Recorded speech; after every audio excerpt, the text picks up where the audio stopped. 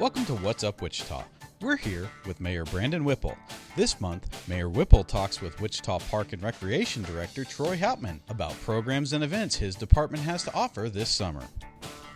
What's up, Wichita? This is your Mayor Brandon Whipple, and we have with us a special guest. We have Troy, who runs our Park and Recreation Department, who has joined us.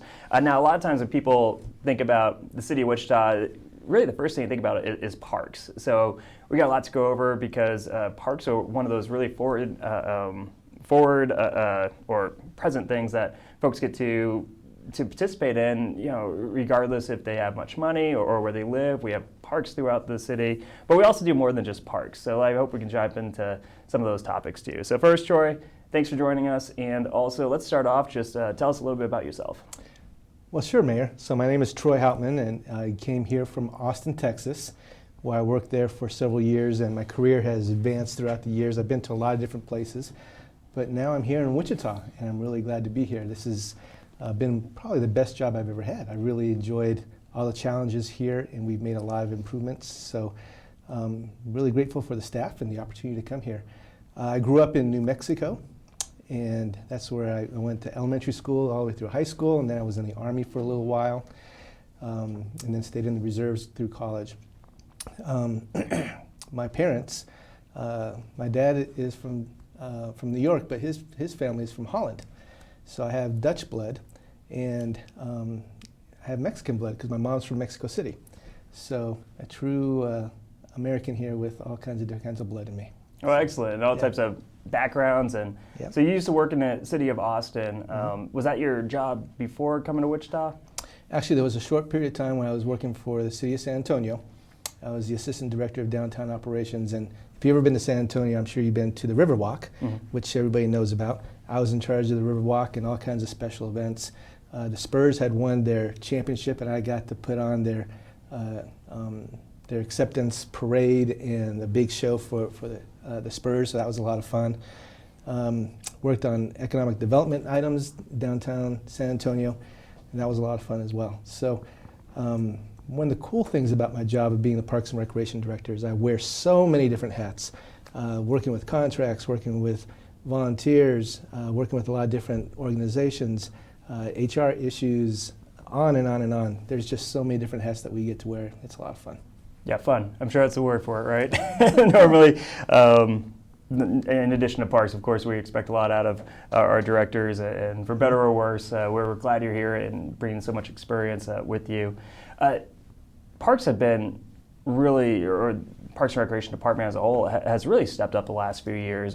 During COVID, when K through 12 school programs, as far as the extracurricular stuff, wasn't available because for safety reasons, Parks stepped up and was able to make a lot of COVID-safe type programs to try and fill in the gap. Can you talk to us a little bit about your team, the department, and what went through some of that planning then? Well, at the very beginning, I'll never forget this. It was February when things started rolling out, so 2 months ago, and by the end of March, it was full panic mode, and we had so many different issues that we were dealing with. We had people that we were keeping at home for a while until we were able to bring them back and actually put some protocols in place. But that summer, when so many other things closed, we actually opened up all of our camps, and we put in a lot of different protocols in place to make sure everybody was safe. And I tell you what, those parents, those working parents, they were so grateful in making sure that we had activities for the kids while they're at work. So that was the basic foundation. And then from there, all kinds of things popped up in regards to all of our youth sports and adult sports, tons of field trips and a lot of things that we have going on. The thing that was really kind of interesting was our parks. And we saw that it's really hard to go out there and count how many people are in parks, but we can tell. We can tell by how full the parking lots are. And the other way is how much trash. And our trash tripled. Not just a little bit, but tripled the amount of trash that we were collecting at all of our parks. So we know people were using our parks, and they were very grateful. So we put on the motto that we were essential just as much as the police and fire department. Oh, absolutely. I remember those times where the policy, for better or worse, when it comes to trying to navigate through COVID, where the parks policy actually adapted as we understood COVID better and how it spread. I remember you coming to and telling us that you guys were able to reopen the golf courses because the common touch areas, there were ways in which you could golf without having to have those common touch areas. Also, we learned that when you're outdoors, it's less contagious, less likely to catch it. And we took a little bit of heat from that because not everyone, I think, was up to date with the policy like you all were. But that was one of the things that I recall that really showed Parks and Rec were on top of ensuring that we were providing the best, the best experience possible for folks even in those dire times. Yeah, it was really based on all the protocols, safety protocols, and making sure we had things in place and making sure the parents were very well notified. We did have a couple situations where we had some kids that were COVID positive in our summer camp, but we had protocols to address those. We actually had pods of kids, and so we had 5 kids in a pod and several pods, and so that isolation kept it from spreading to other places as well. Those are all the things that we put in place, and there's a whole lot more detail, but it was really interesting. It was a challenge, and I'm glad that we met the challenge. Yeah, I think you guys absolutely did. That was one of the things I constantly got updates on social media was how people were enjoying our parks. There was discussion that COVID was actually having folks rediscover parks and rediscover outdoor activities where I think before people almost take for granted the type of outdoor activities we have here in Wichita. So on that topic, and you touched on this a little bit, we know that the summer camps and summer activities are so important, not only to our young people, we're having structured activities when school's not in session, but also to mom and dads having a place where they can bring their kids while they're at work. Can you tell us about some of the opportunities coming up this summer? We know that summer's just a few weeks away. So what's happening in the Parks Department? Well, our summer camp slots are filling up pretty quick. So if anybody's interested, they need to get online and register the kids for our summer camps. We have, I think, 5 different locations where we have summer camps, and they do some of the coolest things. First of all, they go on some really great field trips. They go down to Derby, they go down to Mays, they go to a lot of different museums. So tons of field trips, and we keep them active. And while they're at the rec center, there's tons of activities that they're involved with. So we often get the parents coming back and saying, can't you guys do this all year? Right. But no, we got to give them back to the teachers. And the kids just have a lot of fun, and we have some great staff to make sure that everything goes well and that kids are safe.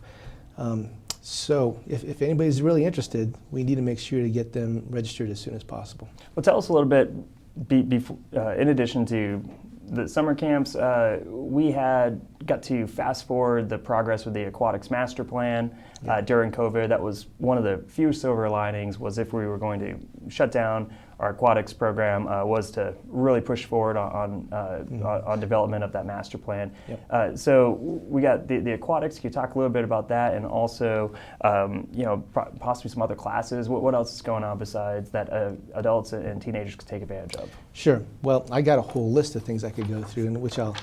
Please don't read it. No, I'm not going to read it, but they're really good talking points for me. Of course. But we'll talk about aquatics. So last year we were able to open up some of our renovated swimming pools. We have 5 pools that were renovated, and the 6th pool is getting renovated this year. That's College Hill, and so that's going to be pretty exciting. I got a call from a couple of the College Hill Neighborhood Association folks, and they were just itching and so excited to get back into the pool there.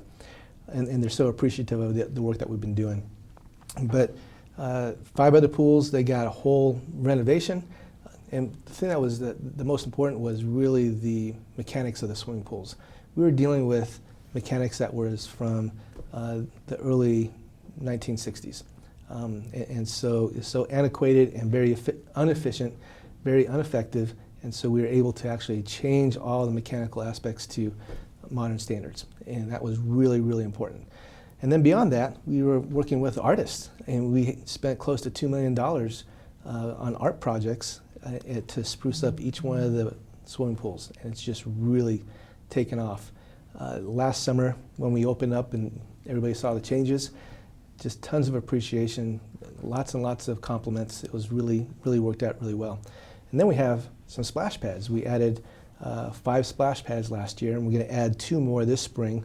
They're not going to be open until midsummer, but the themes behind these splash pads is really cool. Evergreen is one of my favorite ones. It's an Mayan theme, and it's just really cool. It's got this huge portion where the wire just falls on you. There's a little slide there as well, but just the themes at each one of the splash pads is just really cool. And that's something we should brag about a little bit. Yeah.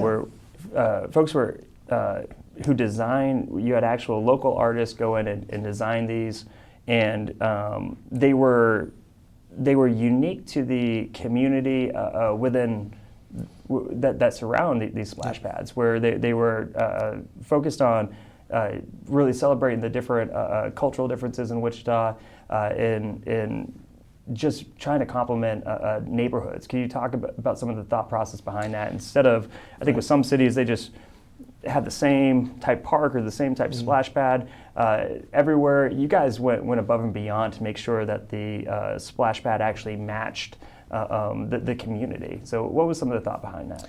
Yeah, one of them actually is an aviation theme, so it has these really cool planes. It's really kind of neat. Another one was really focused in a neighborhood that had this really old water mill, and it was part of the history of that neighborhood. And so that's incorporated into the splash pad. It's really kind of neat. So the folks that did the design, they did their research at the history of each one of these neighborhoods. And Evergreen is a good example. That's all about the Hispanic community. And so that the Mayan theme is really kind of tied in with that. It's just really important to make sure that these people that come and visit those neighborhoods, they feel a part of it, a connection. Yeah, my kids are young. They can swim in a pool. They think they're better swimmers than they really are, and really love getting out in their splash pads because each one's a little different and unique. And as a dad, I don't have to worry about them pushing their little brother under the water. So really love what we're doing with the splash pads and look forward to progress on that. So when folks are looking for some of these opportunities to sign their kids up for classes, for summer camps, what's the best resource to look at to see what we offer here at the city? So you can register online. We have a presence on the city website, and from there you can look at all the different classes that we have, and it all kind of matches in with something that is in print, is the Evolve guide here, and just has tons of different things in regards to guitar classes, piano classes, drum classes, tons of painting classes, dance. We have some tennis classes as well, cheerleading, aerobics. It just goes on and on and on. There's just tons of things in here. Some of the things that I think is really cool that didn't cost any money whatsoever is the Kansas wildlife exhibit. And Todd, who's over there, he feeds the animals at 12 o'clock. At 12 o'clock, you get a great show from the bobcat to the beaver to some of the eagles that are there, and you get to watch them eat at lunchtime. and they don't just eat regular food. It's kind of messy stuff, but it's really a little graphic, but still fun and educational. Very educational, and that's just what I was going to point out. It's just so many things there that you can pick up on and learn. And then over at the Great Plains Nature Center, they also have a guide. And this is a great opportunity this summer. They have tons of classes out there as well. Passport to Nature, Pollinary Party, and then they have another one called Halloween. Just anything and everything to do with nature. They really have all kinds of great curriculums and programs out there as well. No, it's definitely almost a well-kept secret. Once you get out there, it's amazing what they do have. Yep. So Troy, we got to wrap up, but how long have you been working for the city of Wichita? 7.5 years. 7.5 years. Yeah, it's gone by really fast, but also it feels like I've been here forever too, though. It's been a great experience. Well, we love to have you, and we're so happy for all the work that you've been able to do. And throughout those 7.5 years, who do you believe your favorite mayor has been? And that's all the time we have for today. I want to thank everyone for joining us here at the What's Up Wichita show.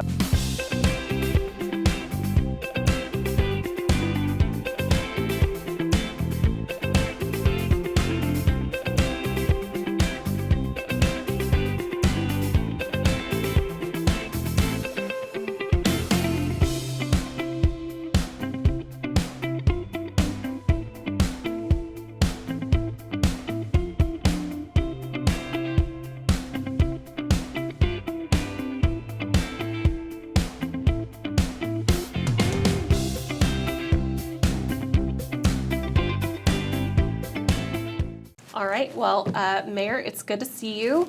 This is, of course, What's Up Wichita. So we've had kind of a busy month. Now it's into May. We're seeing more spring weather, and summer is right around the corner. We're really excited about that. Our pool's Yes, open. it is. Oh, yeah. It's very hot. Our pool's open on Memorial Day, and we've got splash pads that are opening. And I know you have little kids. What are your kids doing this summer? Causing problems, of course. But my kids, for those watching, they are 4, 7, and 8, and they're at that age where they want activity. They don't pace themselves.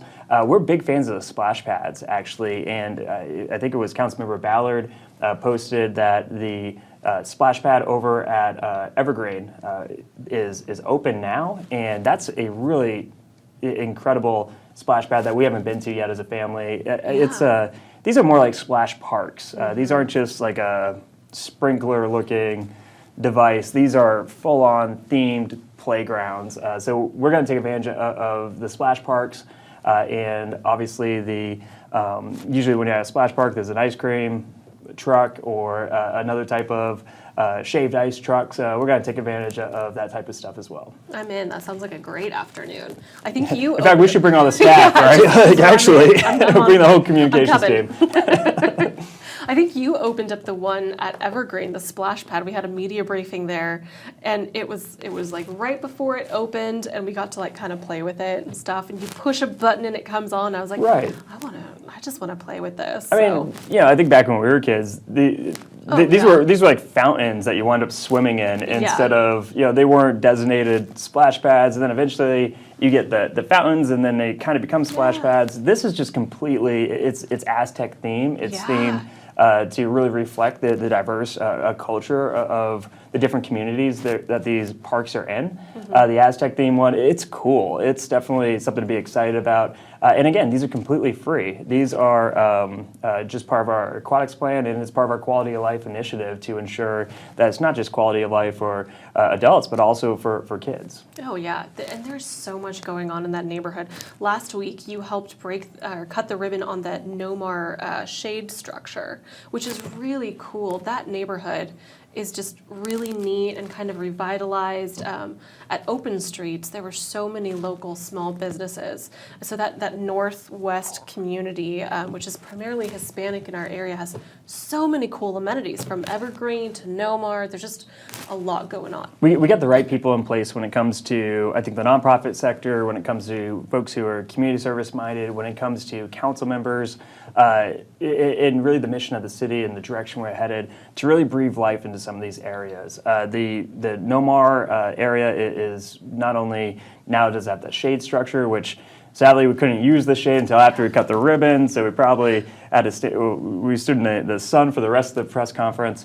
But that's going to open it up where, when we start to have different type of events there, it can be held there more comfortably than in the past. So I'm really excited to see what's happening over in the north end here in our city. It's an area that I don't think has seen as much investment in both time and money as some of the other areas of the city, and now it seems like that is one of the cooler, brighter spots in our city. Yeah, I'm really excited to go out there. It's been really neat to see that area just sort of come up, and I know that we have groups like Empower Evergreen doing more, so just lots going on there. So I know you've gotten some questions around the community lately, and one of them you got asked by some high school students were, what is your favorite musical? My favorite musical? Well, good question. Actually, and I've talked about this. I didn't have a really strong arts education growing up in a small town in New Hampshire where I did. So my musical experience isn't probably where other people are who got to grow up in this incredible community where arts are so prevalent. I would say Sweeney Todd would be my favorite musical, and I would say that because I remember learning about that in either high school or middle school, and it was my first exposure to a musical, and thinking like, wow, this is amazing, because it was much different than just a movie was. So I'm sure there's folks who would argue of what is the greatest musical, and Sweeney Todd might not be on there. You just opened up a can of worms. I'm sure I'm getting beat up on social media right now. But to me, it wasn't just because it was such a quality production, but also it was the first time I watched a musical, and was pretty excited about that. It is so easy to get involved. I think maybe sometimes people don't understand how easy. You'll get an email or a message on Facebook, and all of a sudden they're performing on State of the City, or meeting with the mayor of Wichita, and it's just really interesting how it's City Hall is really opened up. If someone raises their hand and has an idea, it's very easy to make an impact here. Definitely, and that's the way we want it. Wichita is a top 50 city, but we still have a bit of that small town feel. And although our policies and goals are reflective of a top 50 city, we still want to maintain that I guess that neighborly culture that we've always had. And to do that, it's just reaching out. I find myself as mayor, in front of groups of hundreds of people giving a speech, or just last night I was at a Boy Scout meeting where the Weeblos and the Boy Scouts who are working on their Arrow of Light, they needed a elected leader to come and chat and talk about local government. Of course, that kind of spiraled into how come we not putting a sidewalk in front of our school? So I'm sure I'm going to get some follow-up emails about how we got to get out there and lay down more sidewalks. Mm-hmm. But that's and for those folks who might be watching, that's the type of stuff I like to do. Like anytime you can get out of the office as an elected official and go and meet with people and hear about concerns or issues, they hold us accountable, and then also by presenting problems that we might not be seeing, it allows us an opportunity to brainstorm about solutions. And I got to be honest, I'd much rather be out talking, hanging out with groups of people, learning about what's going on, than being buried by emails. And sometimes particularly on Monday, if I come up to your office and try to figure out what's going on over the weekend, you are bombarded with emails, as am I, and anytime we can get away from the office and away from that electronic communication, get back to person communication, I think is not only a benefit for learning about the issues that people are faced today, but also it's uplifting to have that type of communication away from a screen, especially after the last 2 years that we had. Yeah, it's nice to get out in the community. And one thing that we missed during the pandemic, usually we like to have our media briefings that we do every week off-site. This week you're doing it at Redbud Trail, which has some new trail markers, which is cool, and that's just people reaching out saying, hey, could you guys come out and do the media briefing here? So long as you don't let me get lost in the trails or in the woods, then yes, I'm happy to be there. But yes, so long as you're not taking me on a maze. Yes, but it's been nice because you've also invited several nonprofits to come to the briefings and talk about what they're doing and help push their mission. You've really gone above and beyond because you even kissed a pig. I definitely kissed a pig. And by the way, when that pig was brought to my attention, I was thinking a little baby, cute pig that I don't know, a little potbelly. This was fairly big. He was stout, and and he was hungry. He was not happy. No. And that was but that moment, what did we raise? Like $70,000 for mental health. Mental health organization. And I joke with some folks in the nonprofit world who say, hey, can we do mayor for a day? Have someone will bid on this item, and the money's going to help the nonprofit, and they get to shadow me for a day. And I kind of joke, we're like, who would want this job, even for a day? It's a little tougher than it looks. But I love that. And anytime we can use, and I kind of think like no one's going to bid on that. Yeah. But they are. It's successful. And anytime we can highlight the good work happening here in Wichita, and you can't go into one of these nonprofits and meet the people working there without meeting do-gooders. And so anytime we can highlight the work that they're doing and give them a platform, especially after the pandemic, we saw donations and volunteerism go down because, well, the economy wasn't stable and people weren't allowed to get out.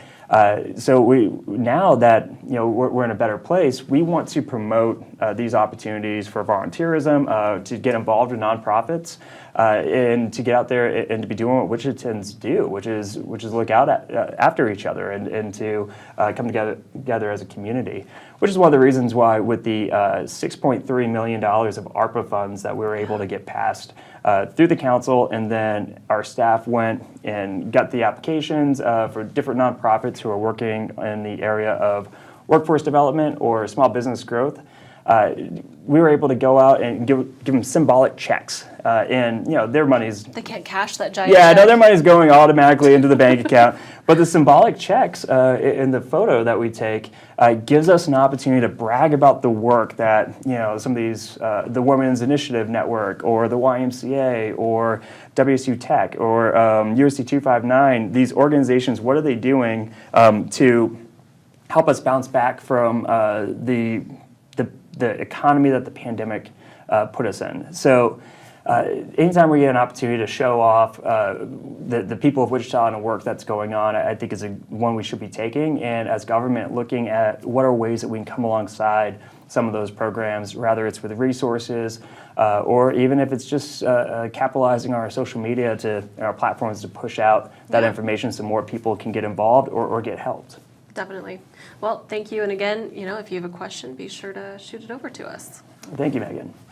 Thanks for watching this episode of What's Up Wichita. If you want to ask a question on next month's show, please email social@wichita.gov. You can even send us a short video and we'll play it on the next episode. Again, thanks for joining us.